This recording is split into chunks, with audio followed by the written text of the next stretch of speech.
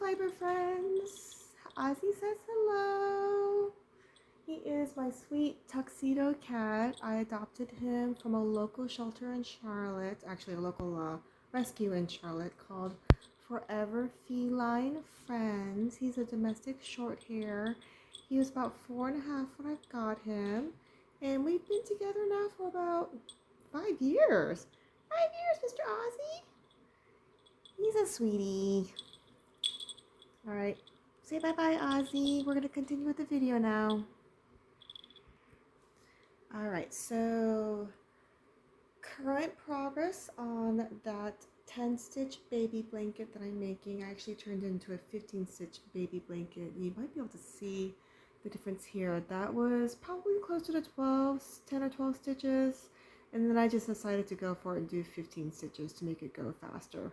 I'm at the point where I'm going to do the mitered corner, and I just wanted to show you how I sort of kept my place in that, because I find myself, I had to figure out a process to help me keep where I was in the mitered corner, and hopefully that will make sense in a minute. Okay. So the way I've been doing it is a bit different than the instructions stated. So once I get to the corner, I slip that first stitch knitwise, okay? And then I knit the rest of the row.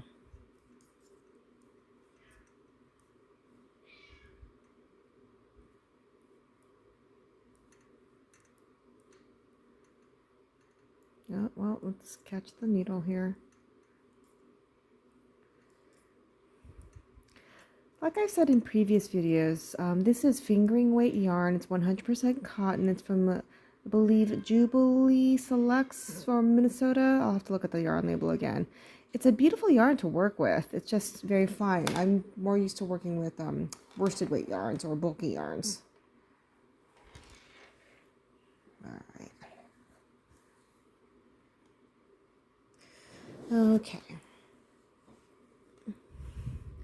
Let me get to the other side here. We're just going to knit until I've got 2 stitches left on the left needle.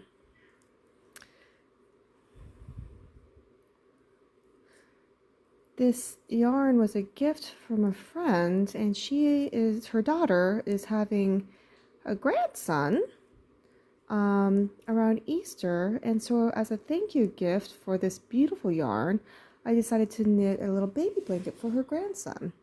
All right, so I've got 2 stitches left on that left needle. Okay, so the way that this mitered corner happens is essentially short turns using the wrap and turn method. And basically with the wrap and turn method, you bring the working yarn forward, you slip as if to purl. Okay, you bring the yarn back behind the left needle, and then you slip that stitch back onto the left needle, and then bring the working yarn back to the front and turn everything around. Okay, one of the neat things is that when you come back to the other row, you know to not knit this stitch, okay, because it's got that wrap around it, those 2 little layers of yarn. Okay, so I'm going to turn this around. I'm going to knit this row.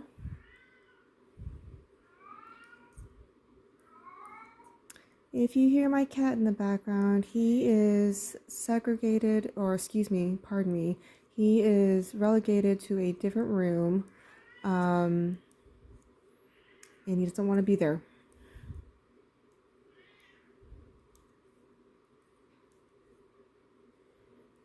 All right, turn that back around.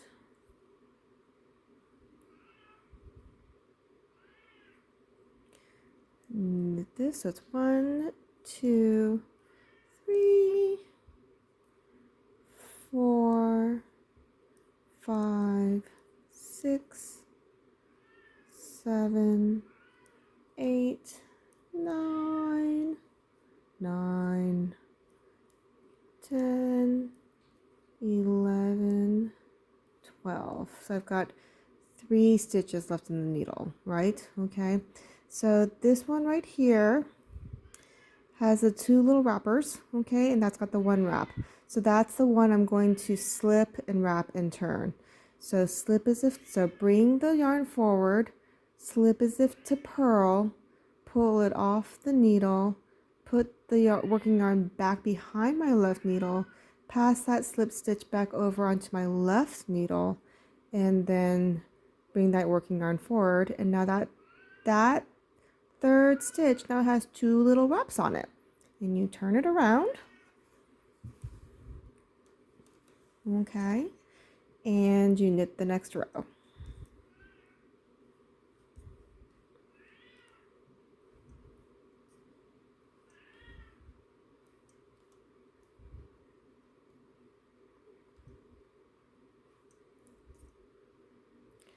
Oops, I don't know what happened here. I really don't know what happened here actually. Oh, is that it?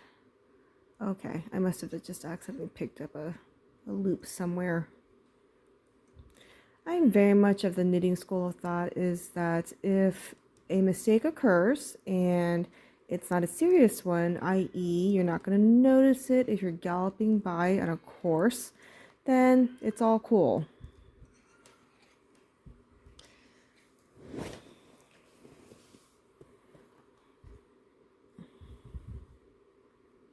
All right.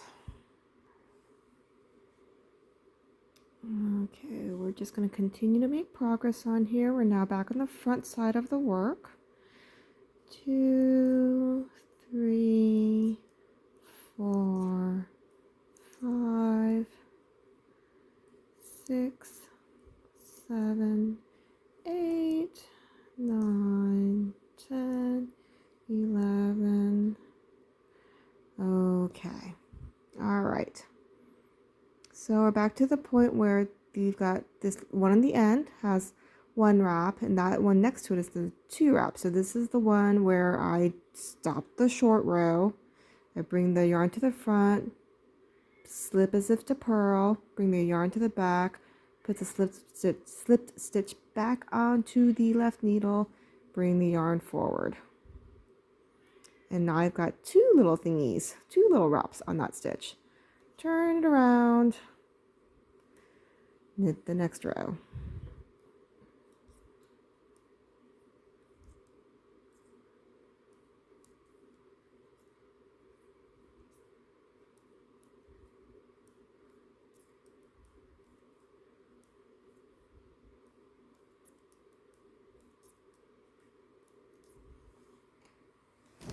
Oopsie. Accidentally knocked my phone.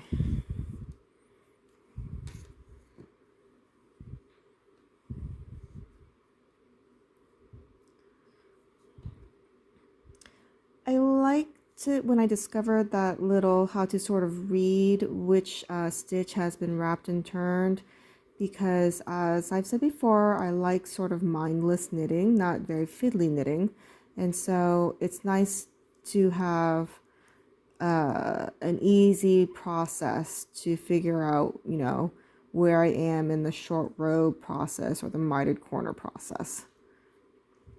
Alrighty, so I've got two there and one there, so pass, wrap, doobie, wrap, wrap, turn, turn, turn, etc., etc., etc. Short row,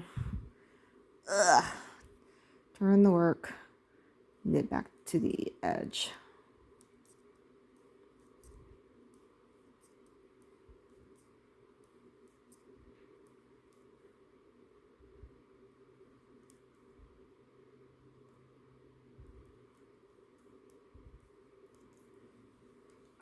I came to the world of knitting from crochet, and when you crochet, at least in the US, you carry the yarn in your left hand. So when I started knitting, I just never, I just continued to carry the yarn in my left hand, which is also known as continental knitting.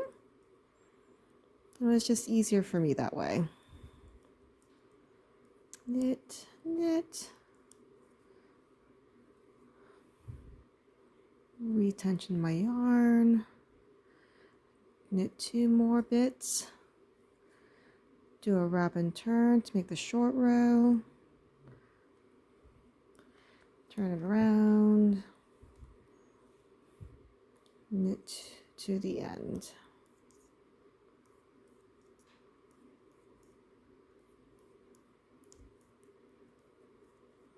I do like doing the 15 stitches rather than the 10 stitches because I feel like, it may not be true, but I just feel like it makes the project completion process go a bit faster. All right. I'm going to do some off-camera knitting, and then I'm going to pick it up again when I turn the corner. Okay, so I'm almost ready to turn the corner, and I'm almost out of yarn, so I need to join a new yarn. And because this is going to be, a nice pretty striped blanket, I'm going to do a different color yarn. This is all in shades of pretty blues. Blue happens to be my favorite color. I probably join new yarns in a slightly, different way than others do. I don't mind lumps and bumps in my work. Again, if you can't tell a mistake or a change if you're traveling by on a galloping horse, and it's not that big of a deal for me. So I give myself some tension by wrapping it around the pinky finger on my right hand. Okay. I've got, let's see, 3 more unworked loops on this particular short row, and then we're going to turn the corner. Okay. And so to join the new yarn, what I'm going to do is I'm going to knit, pick up both yarns, the old yarn and the new yarn, knit that, and then to secure this yarn tail, I'm going to knit a couple of stitches with 3 yarns, which also includes that wrap and turn. So we're going to wrap, we're going to turn, we're going to do everything. I almost lost the needle, which means I almost lost my working stitches, which would have made me sad. Okay, knit that through that way. Okay, and then because I feel like the tail has been secured by this point, I'm going to drop everything but my new yarn. And I have to make sure I am doing the working length and not the tail, because who hasn't accidentally knitted with the tail before? I'm going to put some tension on the tails of the old yarn by wrapping around my pinky. I'm going to finish off this row. Start the next row. I have to do one last stitch before I turn the corner here. We're going to do that wrap and turn again. Oops.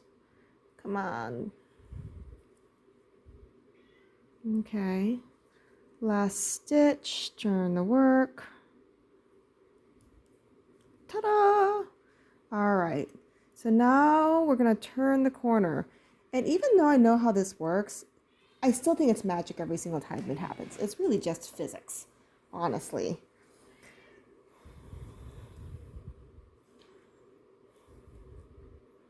Okay, so this is the corner. Let me see if I can show that to you better. So I've got a 45-degree angle. That's the corner. I'm going to do 2 stitches.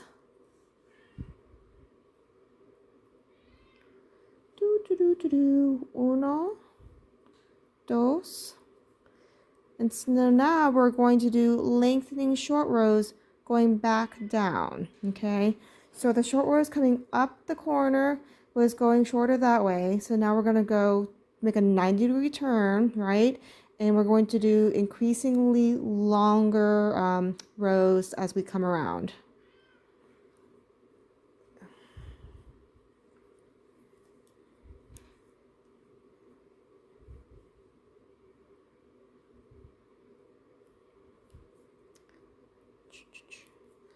All right, we're back to the front. And this is going to be a 3-stitch row. 1, 2, 3. Oh, well, don't pick up 2. Just pick up 1 yarn. I'm still doing it. Okay, wrap and turn. Turn the work.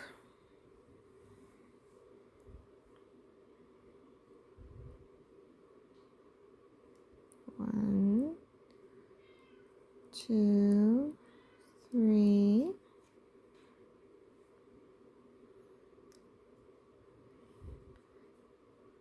And check that out. There's a little baby corner. Let me get that yarn tail out of the way so it's easier to see. There's a little baby corner. Okay. I'm going to do a couple more rolls off camera, and then I'm going to show you how I keep track of where I am in the mitered corner coming back across the turn. Okay, so I'm to a point in knitting this mitered corner where I think it's relatively easy to see where you are progressing and when you should turn in the short row. So if you can see in this stitch right here, there's 1 wrap. In this stitch right here, there's 1, 2, 3 wraps, okay? And that stitch right here has 1, 2. So I'm going to knit these next 2 and wrap and turn on this stitch.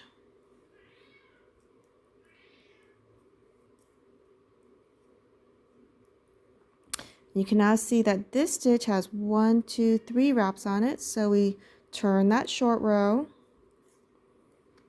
and knit the next row.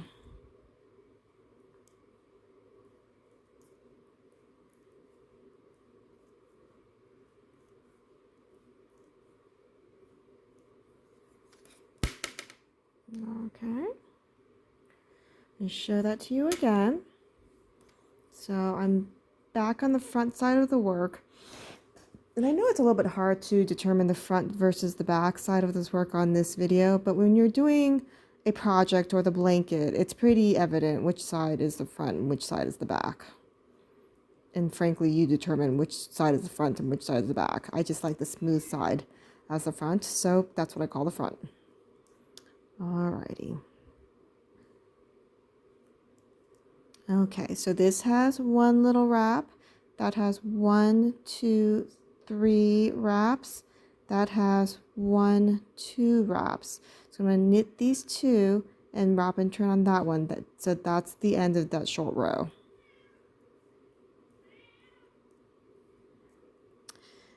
Before I could sort of figure out how to read which stitches had been wrapped and turned, I was going a little crazy trying to remember where I was in the doing the short turns rows, the short rows, and this mitered corner. So knit that back.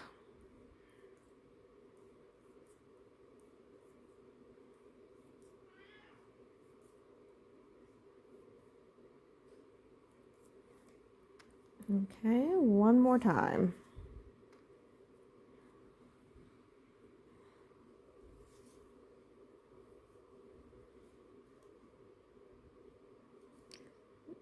All right. I'm going to knit down across the front of this row until I'm ready to make the short row. Again, that stitch has 1, that stitch has 1, 2, 3, so that's 1, 2, 3. This stitch has 1, 2, so I'm going to knit these 2 and wrap that one.